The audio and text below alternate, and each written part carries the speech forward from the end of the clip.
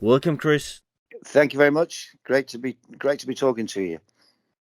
And it's very great to have you in some ways back in Denmark because you're just releasing a brand new album that you have been writing 7 out of 12 songs on.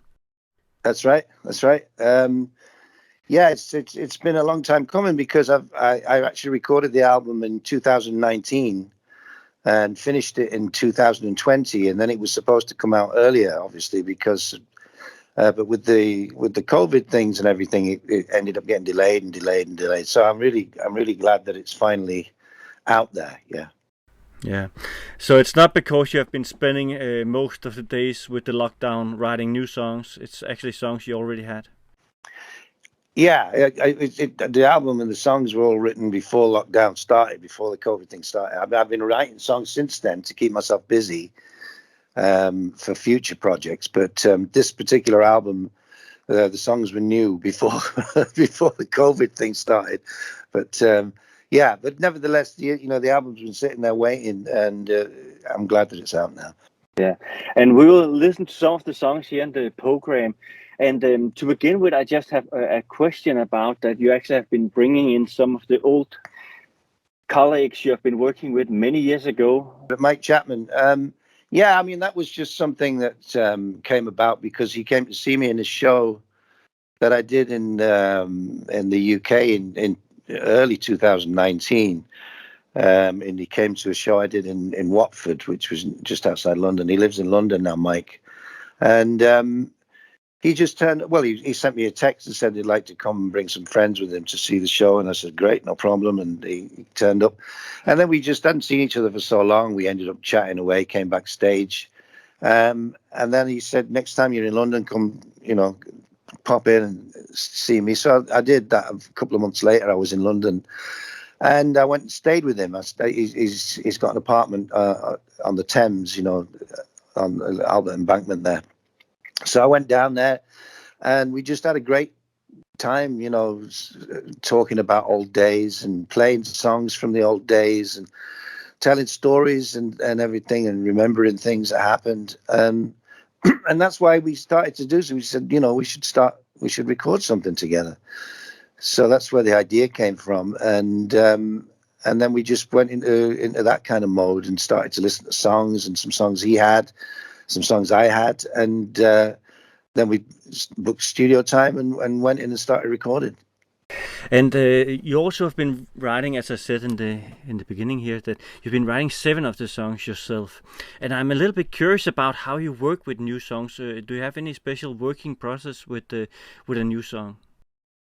Well, I mean, the way that I write songs is just like most every now and again I'll pick up the guitar and think I'm going to write some songs, and then I just play around with whatever, the guitar or piano or something, and hope that some idea arrives. Quite often you're doing it for a while and nothing happens, and then one day you'll just pick the guitar up and something comes from nowhere, and that's really how I write songs. They just arrive. and and then I just start with a guitar riff or whatever, and suddenly a melody comes. And I always start with the melodies, and maybe I have a few lyrics that I sing at the same time, which spontaneous. And then when I've come back round to it, I always record them on my iPhone. It used to be a tape recorder in the old days, but now I put it on my phone, and then I go back over when I start to think, right, I'm going to work on these songs. And I go back and listen to all the things all the ideas that I've put down. And then if I think, well, that's a good one, and then I'll work on it, and then demo it, and write the words and think, what's this going to be about, And usually the words I've already got from the initial inspiration, I'll use that as a sort of a template to what the song's going to be about, and then follow that out and say, what could this be? What's it about? Who's he talking to? This guy, Like Streets of Manhattan was like that. I just had this thing about the streets of Manhattan, meeting somebody on the streets of Manhattan in New York, and then it was just a case of writing a story that fit with that whole idea, And that's how I write songs. They're always like that, and it's always been like that. And if I come up with something, if 50% of all the ideas I put down usually are okay, and 50% are rubbish. When you write songs, is there any time where you find inspiration from your own life, things that you've been worrying about or happy about? Yeah, sometimes. I don't always write songs like that. I mean, that's a great way if you can do it, to draw on your own experiences. But sometimes it's just like I said before, it's just like, like it is suggested by the title of whatever just came into my head when I was writing the melody. And so then I'll follow that. But there are times when Just a Man is kind of like, me watching the news and people doing things in different parts of the world. And Just a Man's really about a guy who who's been sent to some foreign country to fight a war, and he's kind of just disgusted with everything, and he just wants not to be there, and he's just saying, I can't take this, I'm only a man, and I can't take this kind of scenes that I'm witnessing every day and stuff. And that's what that song's about, and that's inspired by me thinking about people doing that, So that's kind of a reality thing, more like what I'm feeling at the time. And there's been songs where I've written songs in the past about, love songs. I wrote a song many years ago called I Need Your Love, which was about just about me and my wife and my experiences with that. But sometimes I write love songs which have got nothing to do with me. I just sort of hear about somebody else, and or something that I've thought about, or a story I've heard about, and that'll inspire the idea of losing somebody, or something like that, But quite often they're kind of like little mini stories that you write when that I do, the way that I do it. I just like mini stories to fit a title or a few words that I've already got in my head. When you have writing all the songs, are you a quick writer on the songs? Is it like you can write a good song in 20 minutes, or is it like you can spend days writing the song? Well, it changes, it depends. I've known myself to write a song from start to finish in about 15 minutes. But then other times, I've taken much longer over something, struggled over some lines, or struggled over a chord progression or something, and then it takes a lot longer. Maybe I'll spend quite a few. So I've had songs that I've had and had so much of it, and then thought, I don't know what to do with this song. I like this bit that I've got, or I like this half, but I don't know what else to do. Then I just put it away and then do something else and come back to it later. And then sometimes you come back to it maybe a few weeks later or months later, and suddenly you know what to do next. It's suddenly just, oh, I know I should go here, and then you just do that. So sometimes a song can take very long time to write, or sometimes, as I say, it can be very quick. So it depends. Is it also sometimes that even you spend days writing the song that you'll end up putting in the trash? Yeah. Yeah, that happens. I mean, I've got songs which I've demoed already, that I've actually got to the point where I've finished the song. And it's when I come to actually record it and make a demo of it or a record of it or whatever, and I get so far, and I might have made it even like a record, not just a demo, but like a finished recording. And then by the time I've got to the end of it, I don't know if I like this really. It's just, I've got some of the songs like that now on my desktop, and I think I keep going back to them, and I think, I don't know if I like this. And then I'll play it to them. Do you like this song? And they go, sometimes they say, yeah, it's great, I love it. And then I think, oh. And other times they go, it's all right. And you think, yeah, that's what I thought. So you put it away.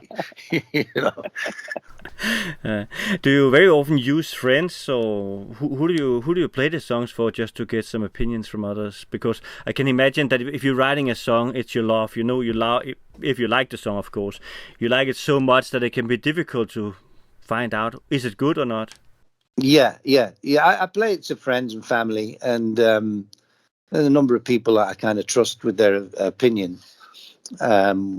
One of them is my guitar player, Jeff Carline. Apart from family and people I know very, like family and friends and everything, my guitar player, I generally, when I finish the demo, I'll send him it, because he's got a good idea, and he either comes back and says, yeah, it's nice, and that means it's okay, or he might come back and say, I love this, or whatever. And then you think, oh, great. And if you get that reaction from people, and you get it from a few people, then you think, okay, I thought it was a good song, but you don't always know, you know.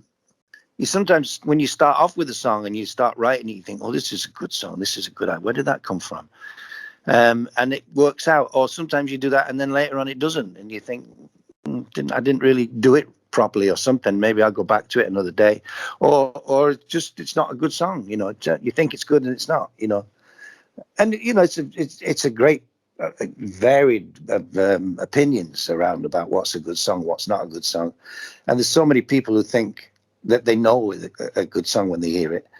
And they don't always, you know. I mean, I've had situations in the past where I've had a song which I really believe was a great song, and then taking it to a record company. I remember a song years ago. I won't name any names, but I took it to the head of the record company and the A&R person that I was with at the time. I'm going back a few years, and I had this song. We were sort of discussing what was going to be on the album, and I had this song which I really believed in, and they just didn't like it. They just, no, I'm not keen on that. And I'm thinking, what? This is a great song. You're kidding. And it's very disappointing when that happens. And then if you really believe in it, you have to fight for it and say, well, I've got to do it. I don't care what you say. I think it's a great song. And then in this particular case, I'm thinking about, I put it on the album, and it was like the favorite of all the fans. I kept seeing things, and in those days, you know, you used to have fan clubs and that, and they used to have a list of what the songs of the album they liked, or any songs that I've ever done, and it was always at the top, this song. I thought, you see, they didn't know that they said it wasn't a good song. So it's like, who do you trust? You know, everybody's got their own opinion about what's a good song, and it depends on their taste, you know, what kind of music they're into. And sometimes they're maybe not even into what I do, or the kind of music I do, in which case it's no point playing it because they're not going to particularly care about it anyway, you know. But Chris, it's great talking with you, but we need another song. And can you tell me a little bit about this song from your new album, Just a Man? It's the song "Give Us a Smile." That was a song I started off with the melody and the kind of feel of the song, but I didn't know what the hell it was going to be about. And in the chorus, where it goes now, it goes, "Give us a smile, girl. You know it's not so bad." That was the chorus. That is the chorus now. Originally, it was, "You're so beautiful." And I thought, it's so corny. You're so beautiful, you know. And there's so many songs of that in it. It's not what I want to do, you know. And then I ended up with the words. The words to the verse came first, and the words to the verse were, "Oh my baby, don't you cry." You know, it was like somebody lost, you know, somebody, a boyfriend, or they're broken up, and they were upset, so I wrote it about talking to somebody probably younger, about, you know, you'll get over it, you know, it'll all come all right. And then the chorus was "Give Us a Smile." So that's how that all came about. And you know, I love this song because it's very emotional, I think. Now we talk about finding out a good song. You have made so many hits through the years. Have you always been able to hear which song is going to be a hit? No, not really. Or sometimes, I mean, I've been in the situation, and I don't always judge a song by whether it's going to be a hit or not either. You know, I just like songs, and if a song does something for me and moves me in some way, I don't mean I have to be sad, but in some way it just clicks with me. It doesn't have to be, you know, it doesn't have to be a hit. I mean, I was brought up listening to the Beatles and people like that, and there was a lot of songs on their albums which I thought are the best songs they ever did, which weren't even singles, you know. Um, so it doesn't always have to be, you know, a hit, and I don't always know when it is a hit, but I know when I like it or not, you know. I know, and there's been times with where I'm in Smokey, you know, we were kind of overruled with "Living Next Door to Alice." We all knew it was a catchy song, but we didn't really feel like it was the right song for us to be putting out as a single, because it was going to put us in a direction that we didn't really want to go at the time. So we recorded that basically for the country market in America. That was the idea when we recorded it. I remember being in the studio with Mike Chapman back in those days, 1976 or something, and he, you know, played us this song. We went, yeah, it's a good song, but it's not for us, not what we want to do. He said, but it'd be great for the country market. And if it's a hit in the country market in America, it could, you know, open a big door for you. So we said, okay, but let's not put it out anywhere else, because we don't want that kind of image. But when we'd recorded it, and the album and all the stuff that we'd recorded went back to the record company and Mickey Most in the UK. I remember being in his office, and we've decided that Living Next Door to Alice is going to be the next single. We went, no, that wasn't supposed to be the single for England. That's just for the country market. Oh, but we love it, and we think it's a massive song. And not only us, but all the licensed record companies we've got all over the world, in Germany, in Holland, in wherever, Denmark, in every country, they've picked that one off the album. And we went, no, this is not what was supposed to happen. So it was so overwhelming. We had to go along with it, and they were right. It was a big hit, and it sold truckloads of records. But it also, we were right, because it sort of painted as a different kind of picture of us than what we wanted to be, you know. Yeah, and and that actually brings up another question, because it's not always that the singer enjoys the songs himself. Maybe probably not singing it 200 times a year, because that's what goes if you get a hit like Alice, you know. How do you feel about that? You have to go on every time you go on stage. There is some songs that people actually want to hear. You have to play them, because they'll be disappointed if you don't. Well, to be honest, it's really a great thing to have that in your back pocket, you know, because if you've got like a lot of hits that you know people love, it gives you the freedom to slip in some new songs, and this is a new song off my brand new album, blah blah blah blah. But then you know you've got, if they're getting sort of restless because they're thinking, you know, as an audience, I like that, but what about doing something we know? So then you know you've got in your back pocket Living Next Door to Alice, or Don't Play Your Rock and Roll to Me, or Midnight Lady, or whatever it might be, and you know this is coming up in a minute, and you're going to love this, and they do. So. Yeah, you know that those songs are there, so they're kind of like a backup. So if you're doing a show and it's not quite, you're not quite getting the audience, you know, as soon as you do one of those songs, you're going to get them, you know. So they're great to have. It makes doing doing live performances so much easier, you know, because I remember back in the days when we never had any hits at all yet, and you know, you always had to be trying to find a way to grab the audience. And in '71, we used to back Peter Noon, who was Herman's Hermits singer, you know, Herman. He was Herman from Herman's Hermits. And when he left Herman's Hermits, Smokey were his backing group. We weren't called Smokey then, we were called Kindness, but we were his backing group.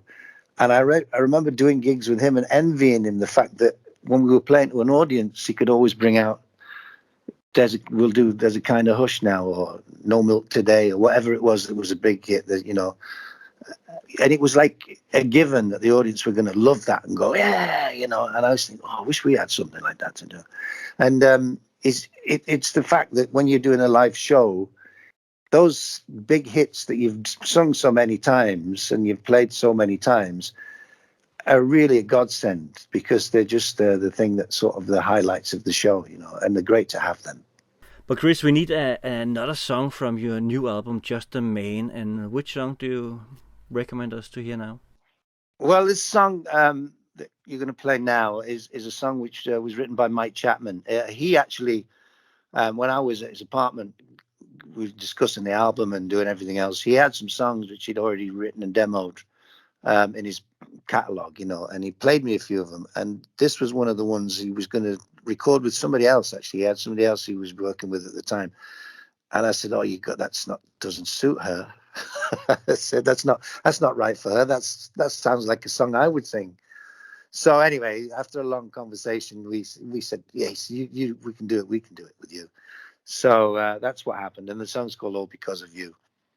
And actually, Chris, I'm a little bit curious about your career and how it all started out with you playing music. Is it something that began already in your childhood? Yeah, kind of. I mean, I always could sing harmonies. I can't remember ever not being able to sing harmonies from when being really little. I mean, like tiny little kid, I could always hear and sing harmonies. And that comes from, I guess, from my dad used to be able to do that. We used to, I come from a showbiz family anyway. My mum and dad were both in show business. My dad was part of an act called the Four Jokers, and they were kind of like like a Marx Brothers type thing, you know, that kind of knockabout comedy thing. And they were really popular. They did a Royal Variety performance in the UK. And I'm talking like 1936. It's a long time ago, but they were that. My mum started off as a dancer and then became a singer. So I grew up with that. And my grandma and granddad, even during the First World War, had a concert party. They used to tour around and everything. So I come from that sort of background.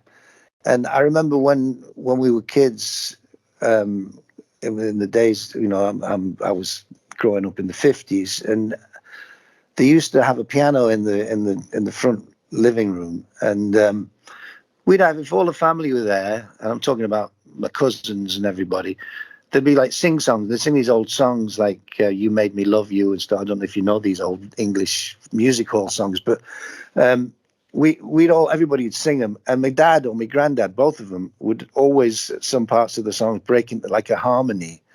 And that noise of that harmony was sweet to me, you know. And I don't know if that's why I could always sing harmonies, but I could.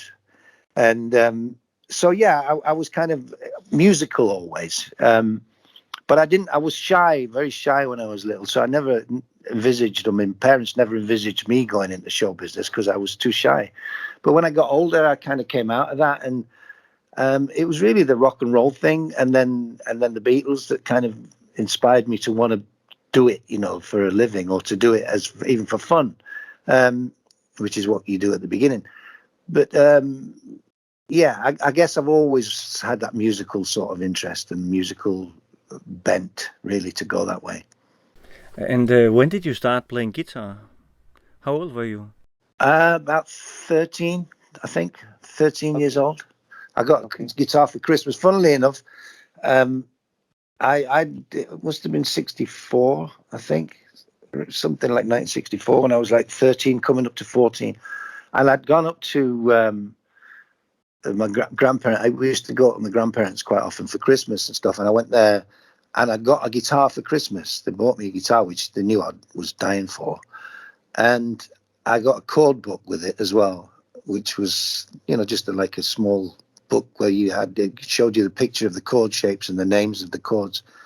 And I learned guitar in 2 weeks. I learned loads of chords. I don't know how many. So I could play like very simple Buddy Holly songs or whatever. And I came back to school after the Christmas holidays. And Alan Silson, who I knew at school, I'd known him, you know, for a couple of years by then, but I wasn't close with him. I just knew him. He was just a guy that I knew. We were friendly, but not close friends. And I was talking to him, and he got a guitar for Christmas too. And it was the fact we both got guitars for Christmas, and we both learned some songs on it, that we said, well, why don't we go, you know, get together and play some stuff together? So I went round to his house, and from then on, he came to my house, I went to his house, whatever, and we just were learning new songs every day. Did you know what this? Can you play this chord? And it was like that, you know. And that's really kind of how we got started as a group, you know, because of that. And then later you got Terry and Pete, or... Well, first of all, it was Ron Kelly, who was the original drummer. Okay. Who we met in a music shop when he was going for a drum lesson. And drummers were hard to find in those days. You know, it was expensive to buy drums. Yeah, it was expensive to buy drums, yeah. And also, it was one of those things that most kids, you know, in the 60s when we were starting, most kids wanted to be a guitar player or a singer or something. Nobody wanted to be a drummer. Very few people. So they were hard to come by. And we met Ron Kelly going for a drum lesson. And we got talking to him in this music shop, and he said he was going for a drum lesson. Oh, you drummer. So, we found somebody. And then we ended up going around, and he was a good drummer. We didn't know whether he would be or not, but he was. So that was the next one. So it was me, Alan, and Ron Kelly. And then Terry we knew at school, but we needed a bass player. He didn't have a bass. He had an ordinary guitar. But we knew he could sing a bit, and we knew he could play guitar a bit. So we said, why don't you get a bass? And so he was into that. So he used to start coming down to these rehearsals we had on a Saturday morning with Ron at his house. And but he never bought a bass. And we'd be nagging him all the time, when are you going to get a bass? And he used to take the top 2 strings off his guitar and play the 4 strings that were an octave too high. as a bass and make a bassy sound on his amplifier. And anyway, after a bit, that sort of all broke up, and then we got back together again, me, Alan, and Ron, with another bass player called Arthur Higgins. And Arthur wouldn't come to. We had an audition to do a holiday season at Butlins holiday camps, and he didn't turn up for the audition. So that was him out. And then we needed a bass player, so we went back to Terry, and that's when he joined properly. And he got a bass. And he got a bass. He got a bass by then, yeah. And Chris, we're going to have one more song from the album, and it's Hey Mr. Music Man. Can you tell me a little bit about that one? Yeah, this song was just me pretending to be Bob Dylan, really. I was sitting with an acoustic guitar, and I was singing sort of Bob Dylan-y songs, you know, like Times They Are A-Changing and stuff. And then I put the guitar down. And when I came back to the guitar later on, I had this idea, which was like, I was thinking about the COVID thing. This was like, well, I wasn't thinking just about the COVID thing. I was thinking about other things. No, it couldn't have been the COVID thing because it was before COVID. But I think there was other things going on that was coming leading up to something.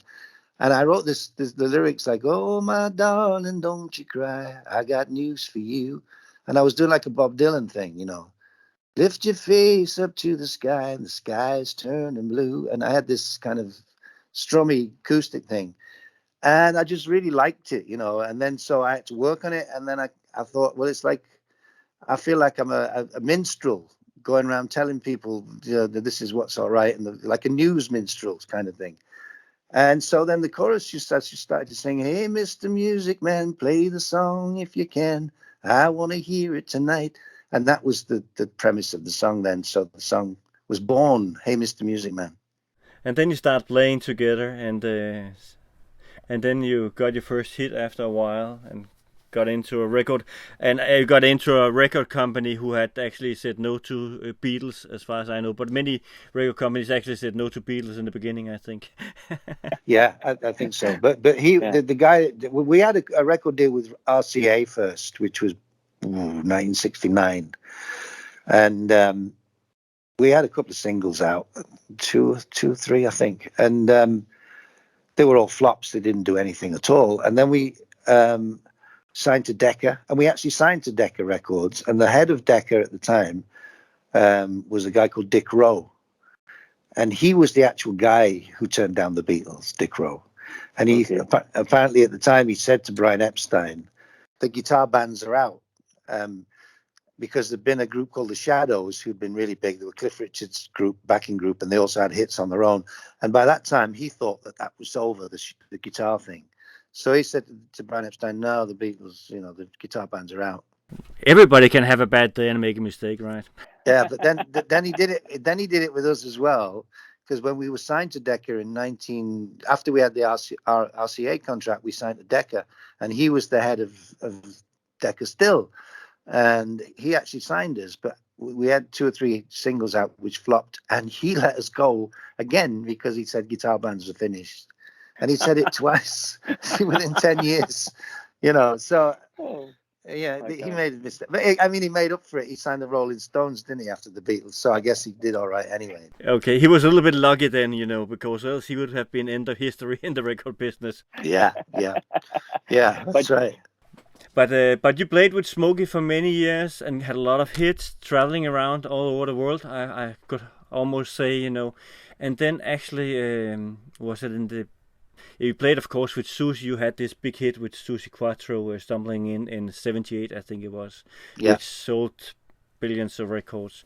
And when did you decide that you wanted to go on your own and record by yourself and no longer be a part of Smokey? Well, it kind of happened in 2 stages, really, because by about 1982, Smokey weren't really doing anything. We'd kind of stopped touring, and we weren't really making many records. And I already then had started to think about doing something on my own because Smokey weren't doing anything anymore. And I got a record contract with RCA again, actually, funnily enough, and made a couple of records with RCA. One was Love is a Battlefield, which is Pat Benatar also recorded, but her version was a lot different than mine. But anyway, that was one of the records. So I'd made a couple of records on that during that period from 82 for about a year or two there. I was already doing a few solo things, but they hadn't really worked. And then we got back together. Smokey got back together for a charity concert in Bradford for the football disaster. There'd been a fire at the stadium and a lot of people had been killed. And there was a charity concert for that. And we got back together for that. And we were offered, why don't you come and do some touring? So we did a little bit of touring. And it was while I was doing that touring that I made the record with Dieter Bohlen, which was Midnight Lady. And so I kind of had already got the idea that Smokey weren't really happening for me anymore. So suddenly I got this #1 record. And I thought, well, I don't feel like I want to commit myself to both things. If I'm doing the Smokey thing and touring, and then I have to do the Chris Norman thing and touring, I'm never going to go home, you know. So I chose the solo career. So that's how that happened. Which has been good. You have had success ever since and been touring a lot. It was difficult at first because, you know, when you've been in a band for so long, like I had, you're collectively taking on the responsibility. So you've got each other to fall back on, you know, if you're nervous or if things are not going right or whatever. But suddenly you're on solo, it's just you. And it was kind of difficult at the beginning to not have that camaraderie that you have when you're in a band, you know. But yeah, I got used to that. And since then, it's been great. And we have maybe not seen you that often in Denmark, but that has been because you have been very busy in at least Germany and Austria and a lot of other countries. Yeah, I guess. But are we going to see a little bit more shows with you in Denmark in the future? Now you're releasing albums here. Well, I hope so. Definitely. It's just a matter, you know, with touring, it's always a matter of getting the offers coming in from the promoters in whichever country who wants you, you know. And if they come and say, we'd like you to come and do some shows in Denmark, or we'd like to come and do some shows in Australia, whatever it is, then you've got to think, is it good for me to do that or whatever? And then you do it. So providing I get some people coming and asking me to come to Denmark, I'll be delighted to come and come and play some songs from the album, and also do a lot of songs from the past as well, which is what I do anyway. Is Smokey and you definitely over, or could there be a reunion? Like you did one song, I think it was on German TV in 2004, something like that. Would there be any more reunions with you and Smokey? Well, I doubt it, to be honest. I mean, you can never say never about anything, because you know, sometimes you say something and then later on the circumstances change. But it's been mentioned a lot of times now over the years, because we've been apart for quite a long time. And, you know, everybody's doing their own thing. Alan lives in Australia. Pete lives in Yorkshire still, but he's doing his own thing. He's doing, you know, writing, recording, but he also plays with some different projects, jazz bands and all kinds of stuff. So, you know, I doubt that'll happen. And Terry's in Smokey still. With loads of other people that weren't in the original band, obviously. And I don't know. I just don't think that'll happen. I'm really concentrating on my solo career for so long now. And I just want to stay with that. Thank you. And we are going to listen to the last song. And can you present that for us? It's the song Good Enough for Rock and Roll. This song was actually, the idea for the song was originally written by my guitar player in my touring band, Jeff Carline. He sent me a file with just him playing an acoustic guitar with this idea of hello everybody, and we're going to have some fun tonight and all that, with this rocking sort of guitar part going with it. And I thought it sounded great.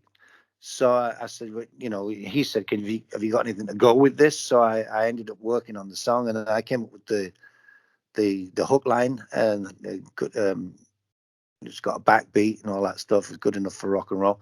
And then I demoed it. So finished off the words and sent him it back, and he loved it. So I said, great. Well, we'll stick it on the new album. So when we got into the studio with Mike Chapman, we had we put everything down like a band, because we had the drummer from Elbow was the drummer on the session. We had the bass player who used to be with Amy Winehouse. We had Jeff playing guitar, me playing guitar, and the keyboard player and Mike Chapman, and it was just great. So we put it down like we were playing it live, and that's what came out, is this record, which then came on the album, called Good Enough for Rock and Roll. Well, let that be the end of the talk. Thank you very much for giving time for this talk. Oh, you're welcome. It's been great.